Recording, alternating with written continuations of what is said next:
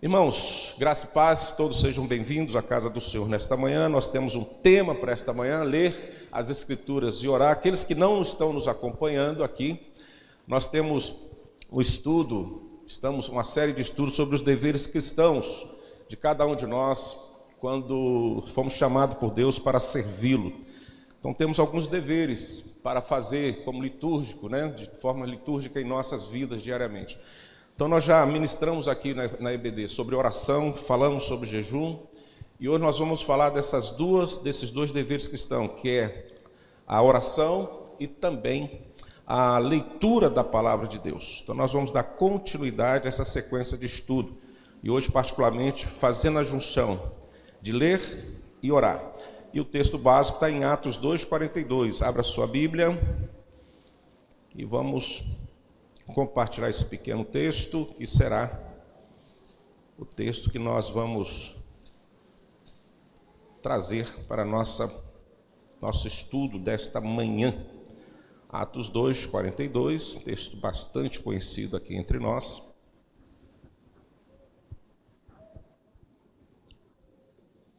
Vamos ler juntos? Vamos lá? Todos juntos? E perseveravam na doutrina dos apóstolos e na comunhão do partir do pão e... Vamos lá de novo? E perseveravam e na comunhão e nas... Amém. Deixa eu ver se vocês estão bem de memória. Vamos ver se vocês estão bem de memória. Vamos lá. Deixa eu abrir aqui rapidinho. Vamos lá. Vê se vocês lembram disso. Leia a Bíblia e faça a oração. Faça a oração. Faça a oração. Leia a Bíblia e faça a oração. Se quiser crescer. Se quiser crescer. Se quiser crescer, leia a Bíblia e faça a oração. Se quiser crescer, quem não ore a Bíblia não lê, e a Bíblia não lê, e a Bíblia não lê. Quem não ore a Bíblia não lê, não irá crescer. Na versão moderna diz assim, não irá crescer. Quando nós estávamos na passada, e diminuirá. Dá no mesmo, O mesmo sentido. Parabéns, só gente boa de memória aqui, Agora vamos sair do louvor e vamos para a prática. Quanto estão colocando em prática o nosso texto básico, ajudado aí com esse acessório maravilhoso deste louvor, que desde pequenininho, lá em Duque de Caxias ou em Valão Fundo, aonde eu nasci, no interior de nossa saudosa e maravilhosa cidade de Barra de São Francisco, nós aprendíamos isso. Essas letras maravilhosas e inesquecíveis. Não sou contra os louvores de hoje, desde que seja à luz das Escrituras ou que traga uma mensagem singular que colabora, e ali venha nos dar conteúdo para selar em nossos corações o que Deus quer que nós façamos. Mas o nosso problema dos dias de hoje a respeito dos louvores é que hoje nós cantamos um cântico, no domingo que vem já exigimos um novo. Assim também no departamento infantil. E aí quando você chega aos 10 anos, você não lembra mais dos cânticos. Como nós não tínhamos tanta tecnologia como hoje, então nós éramos assim, entre aspas, obrigados a cantar os mesmos cânticos repetidamente, diariamente. E isso ficava guardado no nosso coração. Hoje nós não cantamos os mesmos cânticos. Enjoamos logo, Não, vamos para outra coisa. E essas mensagens são esquecidas. Mas eu passei numa época que essa questão da memorização de versículos, memorização de louvores, serviu muito para a minha base e para a minha fé. para a minha base cristã e para a minha fé. Por isso que na meditação, quando nós começamos a elaborar esse estudo, a mente falou assim, rapaz, tem um cântico para isso, você lembra? Eu lembro. Como eu não sou de cantar e decorar a letra assim, então eu falei, vou levar a colinha santa com a letra atualizada. Mas essa primeira parte, leia a Bíblia e faça oração, veio de estalo, assim. E passei a cantar, memorizar, abrir lá o Google, essa ajuda boa que nós temos aí, e a letra veio.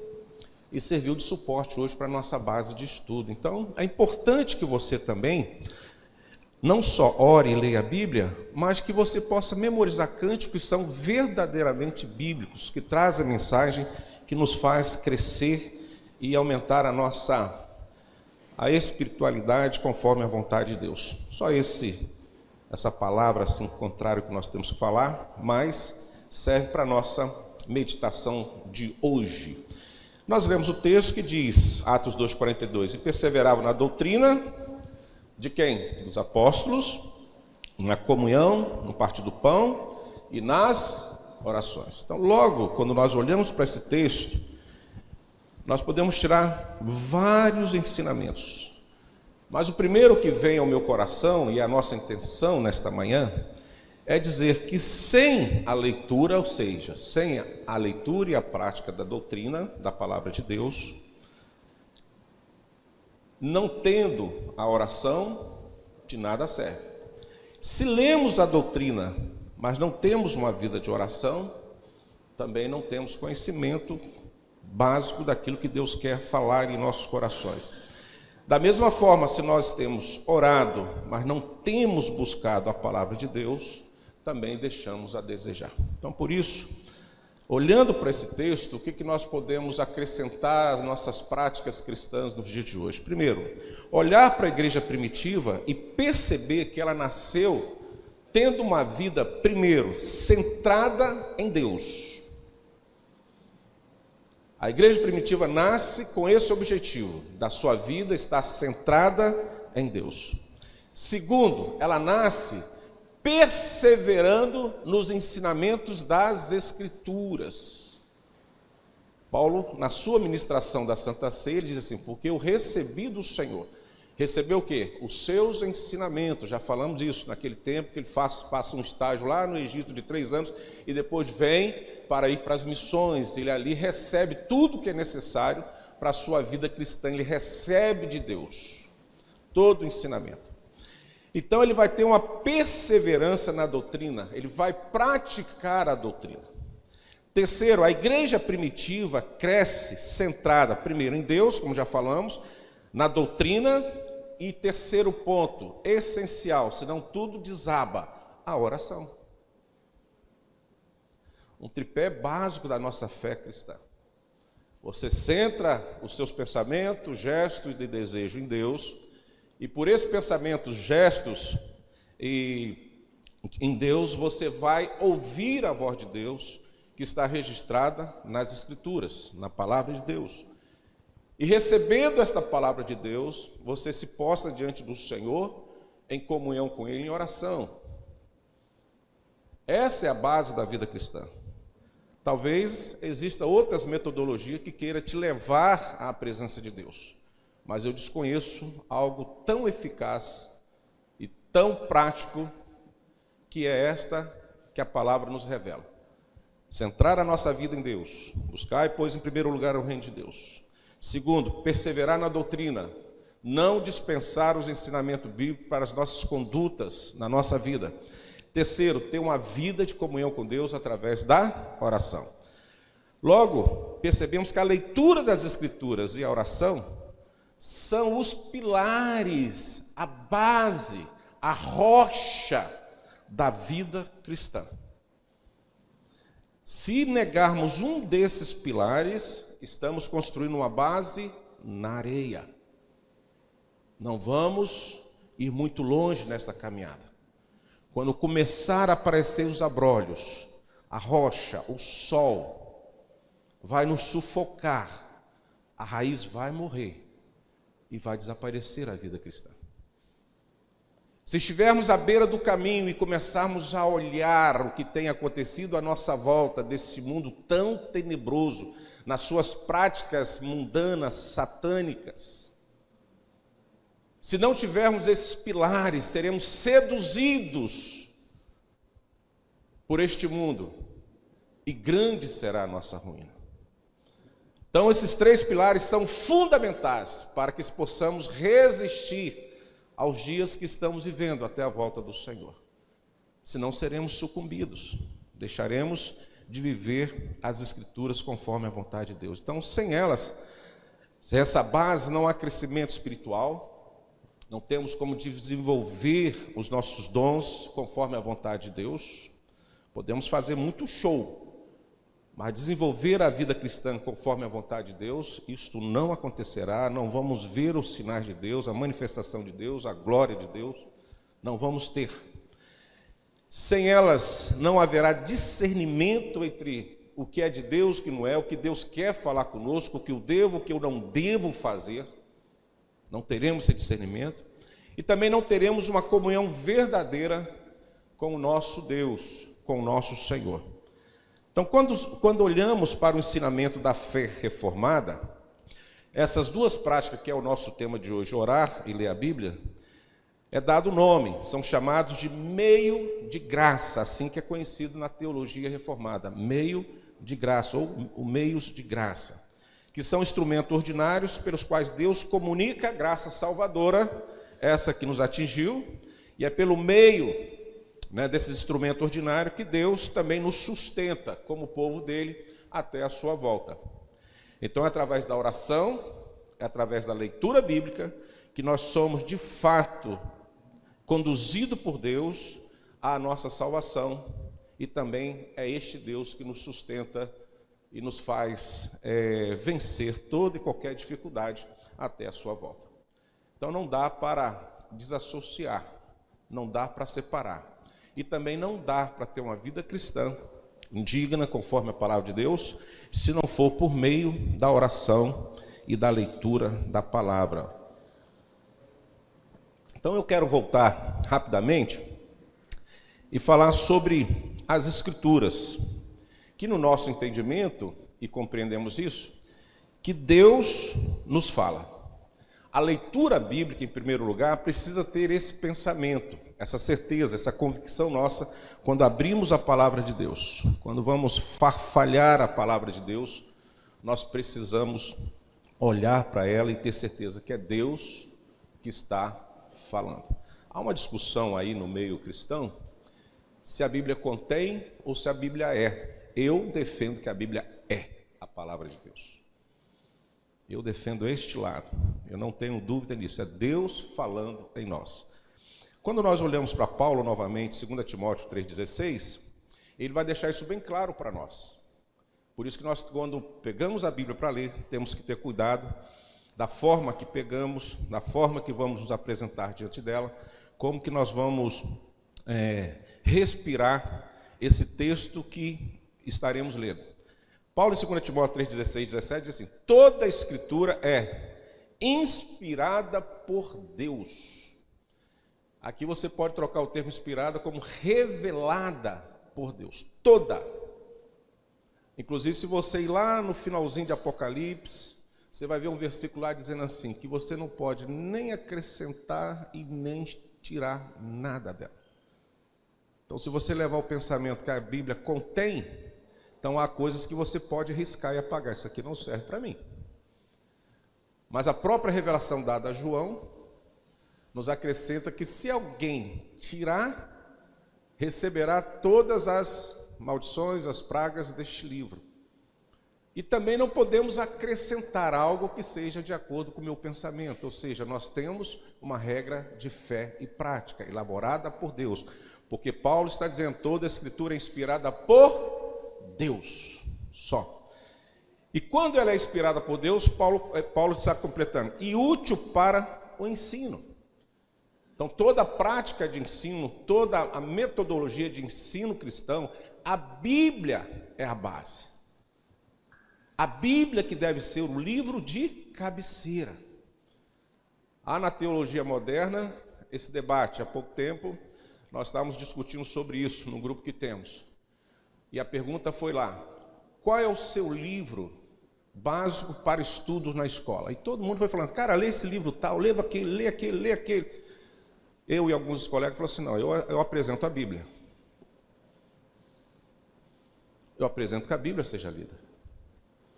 Porque uma coisa é você ir direto na fonte. Outra coisa é você pegar já uma água destilada por alguma empresa industrializada. Há uma diferença enorme. Por isso que alguns que têm sítios aí, vai lá, abre uma fonte e faz um teste, aí vem as autoridades e declaram: sua água é mineral. Vem da natureza, do Criador, Deus que fez. Vem direto e você bebe.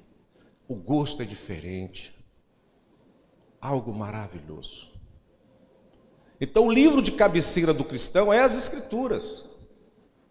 E muitas pessoas, se você levar uma pergunta capital a essas pessoas, você pergunta: já leu quantos livros? 10, 30, 20, 100? Já leu a Bíblia? Ainda não. Não, lê um livro ou outro, lê o texto que interessa, mas a Bíblia não leu. Aí a parte final daquele cântico se torna verdadeira: não irá crescer.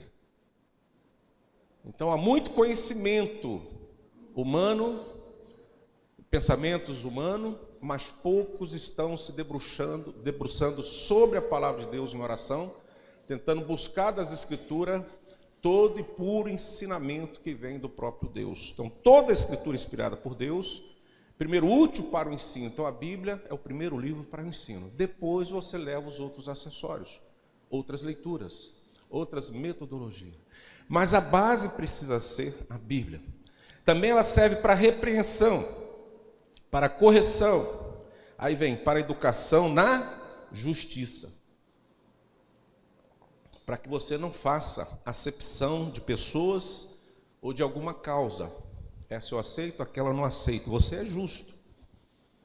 Você trabalha na prática da justiça. Você é educado por Deus para ser justo na terra, com todas as pessoas, independente de quem elas sejam.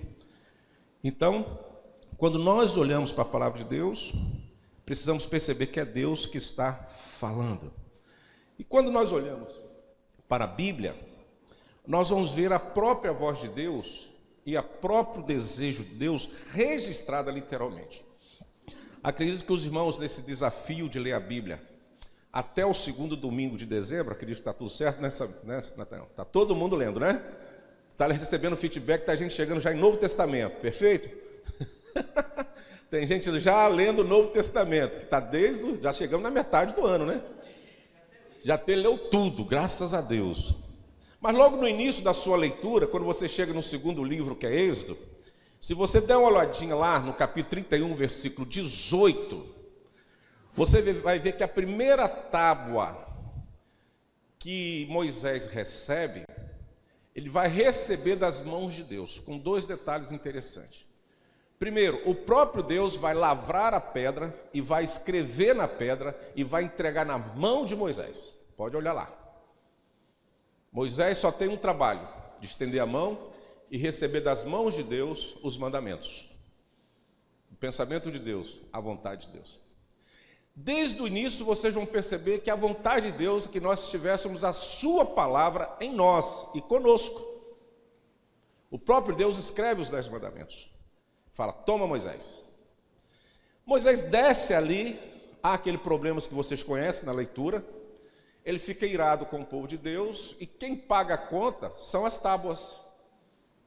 Ele quebra as tábuas. Pá, jogou no chão, irado. E diz que Moisés era um homem muito manso. Muito manso. Então, o que acontece? Ele volta de novo à presença de Deus.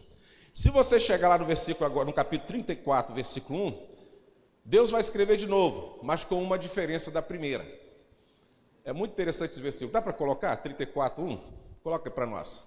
Versículo 34, 1, capítulo 34 de Êxodo, versículo 1. Olha só que coisa interessante. Com uma diferença da primeira. Assim, essas particularidades. Vamos lá, vamos ler juntos? Então disse o Senhor a Moisés. Olha só a primeira diferença.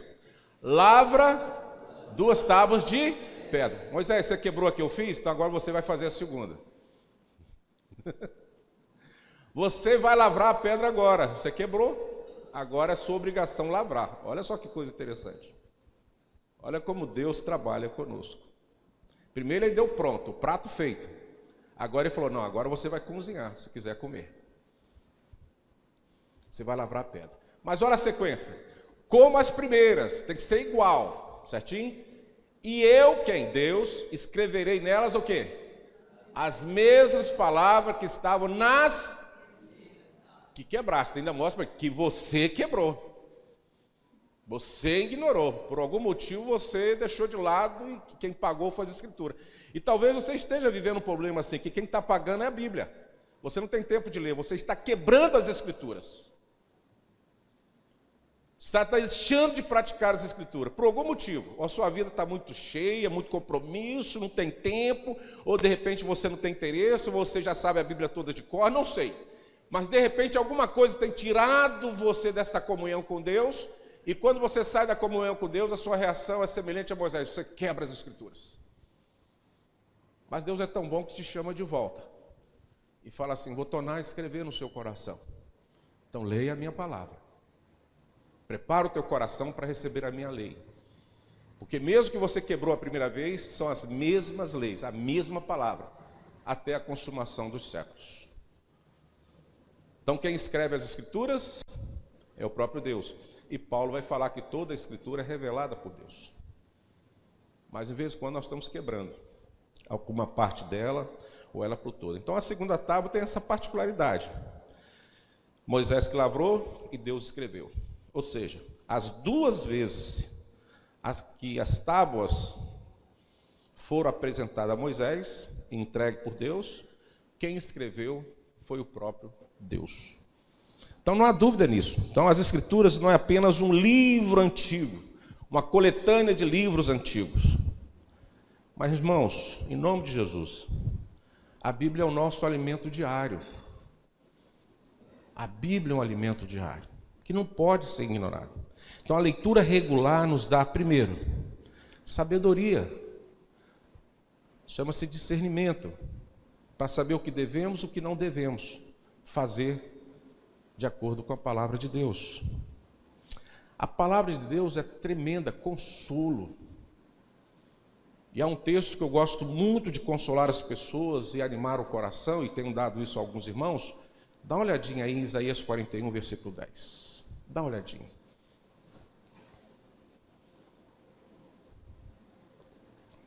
Praticamente é o meu texto básico do consolo. É automático. Alguém me liga, alguém me cerca no caminho, mando ele passear em Isaías 41, 10. O que está dizendo aí? Pode colocar na tela. Vamos? Vamos ler juntos? Não temas, porque eu sou contigo. Não te assombres, porque eu sou o teu. Eu e te ajudo, te sustento com a minha. Pode deixar o texto aí. E aí? O que é isso para nós? Quer consolo melhor do que esse? Deus falando, não temas, porque eu sou contigo. Não te assombres, porque eu sou o teu Deus. Eu te fortaleço, eu te ajudo e te sustento com a minha mão forte, com a minha destra fiel, com a minha mão direita. Ou seja, eu estou contigo. Davi vai falar no Salmo 23, ainda que eu ande pelo vale da sombra da morte, não temerei mal algum, porque tu estás comigo. Qual vale que você está andando? Qual vale que você está presente? A palavra de Deus te traz consolo, apresentando um Deus Criador, um Deus Todo-Poderoso, que diz que está contigo, que Ele é o seu Deus, Ele não abre mão de você, reconhecendo as nossas fraquezas, as nossas dificuldades. Mas essas verdades são reveladas em nós através da Escritura.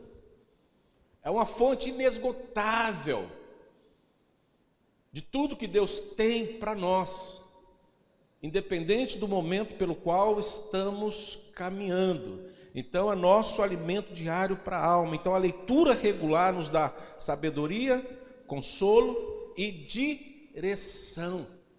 Sabemos para onde vamos? Para o caminho. A Bíblia sinaliza a direção. Mas quando estivermos diante da palavra de Deus, irmãos, os irmãos me perdoem se eu exagerar na minha fala aqui, eu acredito que você primeiro precisa ter um sentimento, um comportamento de reverência. Porque é Deus falando. Ah, pastor, é um livro qualquer, uma palavra qualquer, são folhas, sim. Mas o seu conteúdo vem da boca de Deus. É muito comum nós falamos assim, fulano é a boca de Deus. Sei não. Se ele estiver verdadeiramente entronizado nas Escrituras, aí sim, ele é um cooperador de Deus, como Paulo fala. Mas quando você chega diante das Escrituras e tem esse temor e tremor em perceber que você vai ouvir a voz de Deus ou você está na presença de Deus, a reverência, o temor é fundamental. Engana-se quem acha que é um livro comum. Porque se é um livro comum, alguma coisa está faltando. A sua oração ou a sua leitura. Não é um livro comum. Não é livro comum. Tanto que ele existe até hoje. E a própria Bíblia faz um registro de si mesmo. Passará o céu, vamos lá, igreja. Passará o céu e não passarão. Não passarão. Você pode pesquisar aí quantas vezes esse livro foi perseguido para que fosse destruído. E os homens não conseguiram fazer isso. Isso de forma literal, material. Agora imagine de forma espiritual essa Bíblia, essa palavra selada no seu coração, vivenciada pelo seu coração. Pode vir a fornalha, mas você vai perseverar nas Escrituras, como os nossos heróis da fé, que não negaram a fé, mesmo diante de um vale de morte real em suas vidas, porque as Escrituras estavam seladas na lápide do seu coração para a eternidade. Símbolo de fé, símbolo de identidade do filho com o pai, de uma nação com o seu rei, o Deus soberano de todas as coisas. Esse é o nosso registro. Esse é o nosso selo de graça, meio de graça, a leitura regular da palavra de Deus. Então devemos lê-la com reverência, ler com oração. Aí vem a terceira parte de quando nós chegamos nas Escrituras, temos que ter. Irmãos, se temos que ler com reverência, com oração, precisamos lê-la com desejo sincero de obedecer. Desejo sincero de obedecer.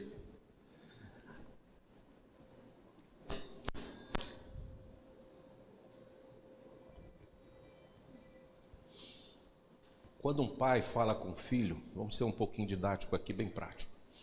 Qual é o desejo do pai quando dá um conselho para o filho?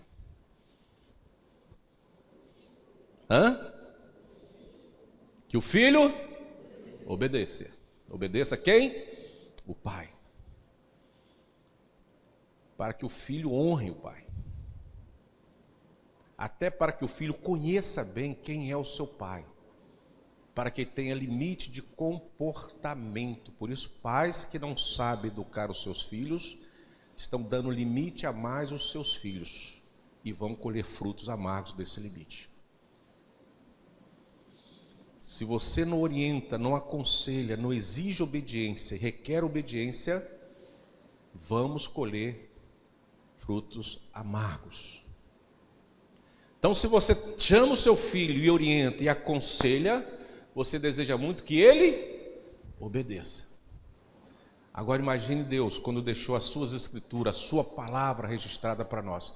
Qual é o sentimento de Deus para nós que somos filhos dele, quando lemos as escrituras? Que o quê? Lê, igreja. Se você quer que seu filho te obedeça, o que Deus quer de você quando você lê as Escrituras, a palavra dele? Amém.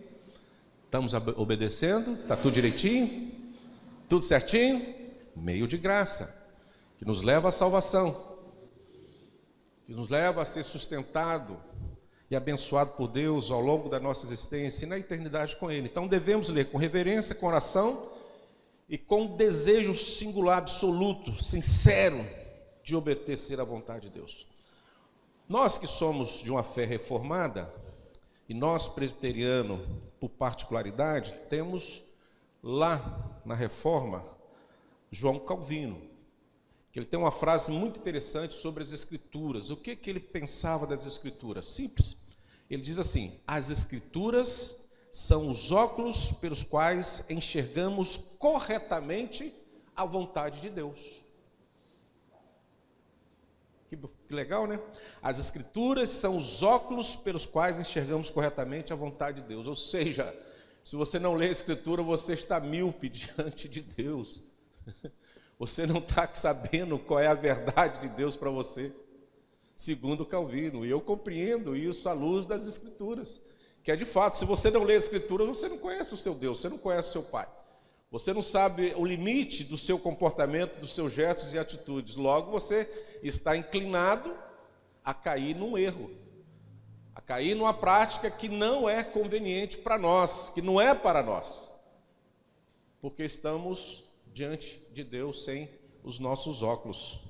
Então, as Escrituras nos revelam de forma clara, transparente, né? E podemos enxergar corretamente o que é a vontade de Deus para nós. Assim diz Calvino. Bom lá, dito isso sobre as Escrituras, que já falamos outras vezes, volto também à oração, que foi tema nosso, primeiro tema. Se as Escrituras, Deus fala conosco, como podemos compreender a oração? Quando oramos, o que acontece? Falamos com Deus, mão dupla. Você lê, Deus fala. Você ora, você fala com Deus. Volto e peço socorro aqui, Paulo, quando ele escreve em Filipenses, capítulo 4, 6, ele vai dizer assim: não andeis ansiosos por coisa alguma. Em tudo, porém, sejam conhecidos. Veja, meu irmão, em tudo, tudo é tudo. Sejam conhecidas diante de Deus as vossas petições com ações de graça. Oração é aquela prática casual, rotineira, que você calmamente se apresenta de Deus, numa comunhão plena com Deus todos os dias. É sua oração devocional. A súplica é quando você está gritando por socorro. Você faz a sua oração matinal, tranquilo, você fala com Deus, pede a Deus que te abençoe, agradeça a Deus e conta para Ele os seus medos, seus temores, seus desejos, seus sonhos, e daqui a pouco você sai para suas atividades, vai ser surpreendido por alguma coisa que te roubou ali naquele momento a alegria, te trouxe algumas preocupações, mas você de imediato cai diante do Senhor em súplica, você grita: socorro, Senhor, salva-me, Senhor. Mas só pode chegar ao grito de socorro quem tem essa vida de comunhão com Deus. Com Deus. Vou voltar às minhas raízes de uma prática que eu tenho até hoje. De acordar, quando eu era menor, né? A primeira atitude minha era falar assim com a minha mãe, com meus pais: bença. Bença, pai, bença, pai. Isso acontecia à noite também. Eu lembro de hoje, lá que a gente não tinha nem quarto na época, né? Só papai e mamãe que tinha quarto. A gente dormia na sala, num sofá que abria assim, fazia cama. Que coisa, né? Ninguém sabe mais o que é isso. E de lá da sala a gente gritava assim: bença, pai, bença, mãe. E de lá ecoava a bênção da mãe e do pai. Deus te abençoe, meu filho. Vinha um sono rapidinho, dormia. Dormíamos. A oração é esse gesto. Bença Deus, bença papai. Estou aqui. O Senhor me protegeu a noite toda, cuidou da minha vida. Muito obrigado. E sai para o seu dia. Acontece alguma coisa lá, materialmente, humanamente. Qual é o primeiro nome que vem em você? Mamãe ou papai? Ai, mãe! Ai, pai! Esse é o grito de socorro. E quando acontece alguma coisa, você fala assim: meu pai, tenha misericórdia, meu Deus. Me ajuda, não sei o que eu vou fazer. Fui surpreendido por uma notícia, por um gesto, por uma atitude. E agora? É a súplica. Então, a oração, ela é necessária para que venhamos manter uma comunhão constante com Deus. É ali que nós vamos pedir ao nosso Pai aquilo que temos as nossas necessidades. E isso somente é feito pelas orações. E quando você está num drama, você une a oração com a súplica, com o grito de socorro, você cai diante do Senhor, né? Isso pode ser até silenciosa, exemplo de Ana, mas também pode ser aquele grito de Pedro afundando nas águas: salva-me, Senhor. Pronto. Você está suplicando ao Senhor. E antes de você ver a bênção ou vendo a bênção, você encerra dizendo: obrigado, Pai, por me ouvir, por estar comigo neste momento. A certeza da fé, com gratidão, com ações de graça. Já falamos aqui que a oração é o respirar da alma. Spurgeon tem um sermão que já falei aqui, que diz lá: quem não ora está morto espiritualmente. Porque a oração é o respirar de alma. Quem não ora está morto espiritualmente. Não fala com Deus, não abre o seu coração para Deus. Se sente Deus de si mesmo, achando que tem todas as saídas, todas as soluções. Sabe resolver os problemas sem ajuda de ninguém, sem pedir conselho de ninguém. Se sente um super-herói, um semideus neste mundo. Literalmente, espiritualmente falando, definindo, é assim: quem não ora está morto espiritualmente, está sujeito à sua própria sorte. Mas quando você ora, tudo ao contrário também é verdadeiro. Você é totalmente dependente de Deus, você está sujeito à vontade de Deus, você se acalma na presença de Deus, você é animado na presença de Deus, você é direcionado por Deus, você aguarda a ação de Deus. Você vence as suas limitações diante de um Deus que é ilimitado em ações para contigo, independente da sua situação. Quem ora, crê e aguarda, porque a oração é respirar da alma. Você está vivo diante de Deus, você é conhecido diante de Deus, você tem um nome diante de Deus, você é bem-vindo diante de Deus, você é desejado por Deus todos os dias, e Deus não se afasta de você. Deus se apresenta a você quando você ora. Ele se inclina para você, Ele está perto de você. Ele tem comunhão contigo. A oração é assim. É por meio dela, ou seja, da oração, que mantemos essa comunhão preciosa de excelência com Deus. Devemos orar, irmãos, porque a oração é o exercício da nossa fé. Você crê naquele que você não vê, mas tem a convicção que Ele se faz presente no seu coração pela fé. É um exercício de fé. De vez em quando eu penso assim, não sei se você já pensou sobre isso. Quando houve o Pentecoste, a reação daqueles irmãos levaram algumas pessoas que não tinham a presença do Espírito Santo em considerar aqueles que estavam cheios do Espírito Santo como se estivessem bêbados, doidos, malucos da cabeça. Até a Ana, no final lá, né? O sacerdote achou que ela estava bêbada. É uma coisa interessante. É uma coisa interessante. Você está sendo enchido, preenchido por Deus. Quem não tem Deus acha que você está louco da cabeça. Está bêbado. É uma pessoa sem noção. Talvez você ainda não pensou, ou talvez ainda você não percebeu. E eu desafio a você a pensar. Quando você vê um irmãozinho de joelho orando, o que você pensa desse irmão? Que ele está em comunhão com Deus ou está doido ou está maluco? Porque ele está de joelho, talvez direcionado a uma parede, a um banco, a um vazio. Você não está vendo nada do lado dele, mas ele está ali na oração. Ele está insistindo na oração. Qual o pensamento que você tem desse irmão? Quando você vê seu irmão caminhando para a igreja para orar naquele dia de oração, quer seja de manhã, quer seja à noite, qual o seu pensamento a respeito desse irmão? Que ele é louco, poderia estar dormindo um pouquinho mais, que ele poderia estar fazendo algo mais à noite e está indo para a igreja. Qual o seu pensamento?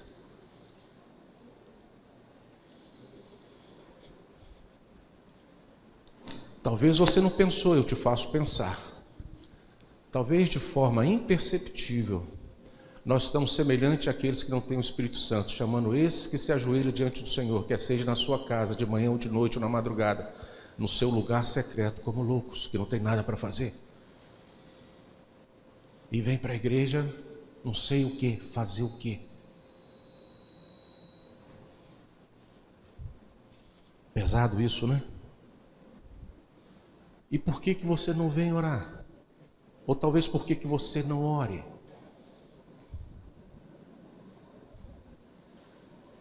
Você já tentou responder essa pergunta, irmão?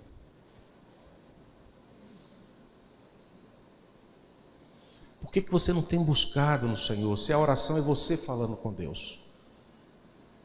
Quem sabe nós estamos diante daqueles que são ignorantes, neófitos da fé, de achar que nós somos Deus de nós mesmos, que não precisamos mais de Deus, que você sabe resolver os seus problemas sem Deus. Então você não perde tempo com a oração. Você já tem a receita do que se deve fazer. Porque se não temos orado, irmãos, nos assemelhamos a qualquer pagão aí fora. Se não temos orado, somos pessoas comuns nessa sociedade. Somos trevas e não luz. Não somos o sal. Não temos nada para conservar, porque o que nós temos já está estragado, está podre. Porque não cremos. Somos semelhantes a este mundo. Então devemos orar com fé. Devemos buscar com fé. Dentro desta oração com fé absoluta, precisamos nos humilhar diante de Deus, sermos humildes diante do Senhor nas nossas orações. Ó miserável homem que sou, quem me livrará desse pecado, dos aguilhões do pecado? Quem? Só Deus. E quando você ora com fé e com humildade, a terceira atitude precisa ser com constância. A palavra diz: orai sem cessar, vigiai e orai. Constância, a tempo e fora de tempo. A sua oração precisa ser percebida por Deus. Por quê? Primeiro, a oração não muda Deus. Não tente achar que a sua oração vai mudar Deus. Não consegue mudar Deus. Deus é Deus e continua sendo Deus, independente de nós. Mas o que acontece quando oramos? A oração nos leva a sermos moldados conforme a vontade de Deus. Essa é a singularidade da oração. Nós somos moldados à vontade de Deus. Por isso que o Senhor Jesus nos ensinou a orar de forma tão singular, e decoramos isso, e recitamos isso, às vezes oramos também, mas no final vem lá o seu registro: seja feito a tua vontade. Então Paulo diz que você pode levar tudo à presença de Deus. Eu chego a dizer num exagero santo, que tudo que você fala em oração não é pecado. Primeiro, porque não sabemos orar. Deus fala que o Espírito Santo intercede por nós com gemidos inexprimíveis. Segundo, que lá na assinatura final do cheque, no endosso final do cheque, você tem que assinar. E a assinatura da oração, para ser válida diante de Deus, é dizer: seja feita a tua vontade, não a minha. O próprio Jesus ensinou e o próprio Jesus praticou no Getsêmani de forma transparente. Passa de mim esse cálice, mas seja feito o quê? A tua vontade, não a minha. Então a oração nos molda a vontade de Deus. Foi o que Jesus fez. Eu não quero, mas qual é a sua vontade, Pai? Que você vá para a cruz. Então eu estou indo para a cruz. Então eu vou ser amparado por Deus, vou ser atingido por Deus, mas não vou ter a ausência de Deus nesta caminhada. A oração nos leva a obedecer e viver a vontade de Deus com a presença de Deus em nós todos os dias. Esse é o exemplo de oração.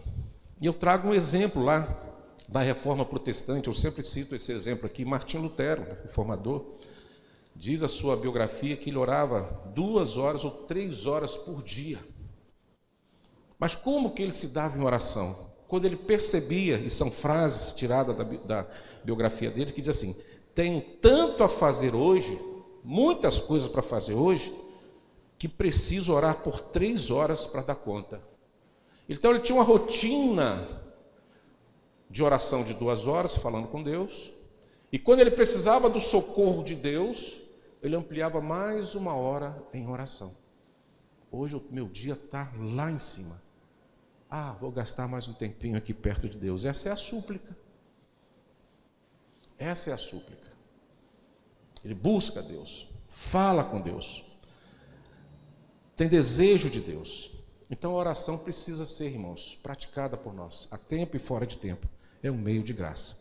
E por último, eu quero juntar essas 2 práticas, esses meios de graça que Deus nos fala. Leia o Salmo 119, versículo 18. Salmo 119 fala do início ao fim sobre as Escrituras, apenas o versículo 18. Essa nossa terceira fala, falamos sobre ler a Bíblia, Deus falando conosco, sobre oração, nós falando com Deus. E agora vamos unir essa prática, essas 2 práticas. Texto de apoio nosso é Salmo 119, 18, que diz, vamos ler junto? Desvendo os meus olhos para que eu... Então, quando você for ler a Bíblia, antes de ler, você clama aquele que escreveu a Bíblia, que inspirou a Bíblia. Desvenda os meus olhos. Para quê? Para que eu contemple as maravilhas da tua lei. Então vamos lá. A leitura sem oração torna-se uma leitura intelectual, não espiritual. Você não será desvendado, seus olhos não serão abertos para contemplar, para entender e para obedecer a lei de Deus, as maravilhas de Deus. Então a leitura sem oração torna-se uma leitura intelectual, conhecimento próprio. A oração sem leitura pode se tornar vazia. Você já viu aquela frase que diz assim, tem oração que não passa do teto? Isso aí é um pecado falar isso da oração, né? Não há um teto que limita a oração, mas algumas pessoas falam isso, né? Tem oração que bate no teto e volta, não sobe. Se eu quero ilustrar, eu posso ilustrar dessa forma.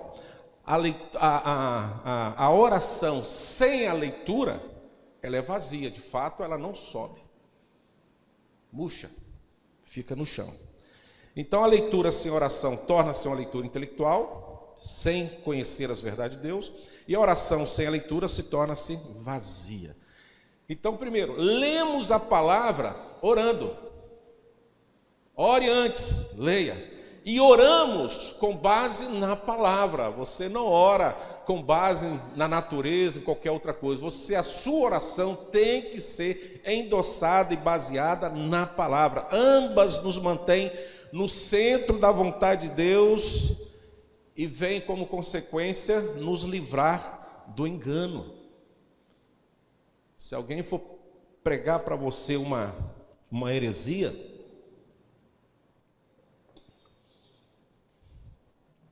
você como congregação dos bereanos, você consegue discernir se aquilo é heresia ou não, porque você vai, conhece a palavra e consulta a palavra, né? Ambas nos mantêm no centro da vontade de Deus e nos livra do engano, oração e leitura. Você não será vencido pelas heresias dos dias modernos.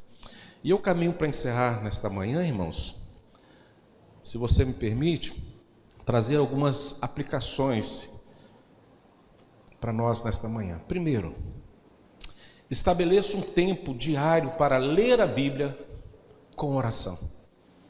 Leia a Bíblia e ore, antes, durante e depois. Nós temos aí vamos botar assim, uma campanha de leitura bíblica. Essa leitura bíblica é para você ter conhecimento. Você vai pegar de gênero e depois vai ler. Mas você tem que ter um outro momento de separar uma porção da palavra, orar e ler. Tem 3, 4 versículos, você percebeu algo ali, ora, depois continua a leitura. Encerrou, ora de novo. Medita naquilo que você leu. Peça a Deus que cele no seu coração. Então estabeleça um tempo diário para ler a Bíblia com oração. Ore. Faça um plano de leitura. Ore antes e depois de cada porção. É isso que nós estamos fazendo agora até o 2º domingo de dezembro. Mesmo assim, antes de ler, ore. Acabou de ler? Ora. Então faça um plano de leitura. Em família, dedique tempo junto à palavra e oração. Aquele famoso culto doméstico que tem sido sepultados ou estão sepultados em muitos lares. Culto doméstico, oração e palavra.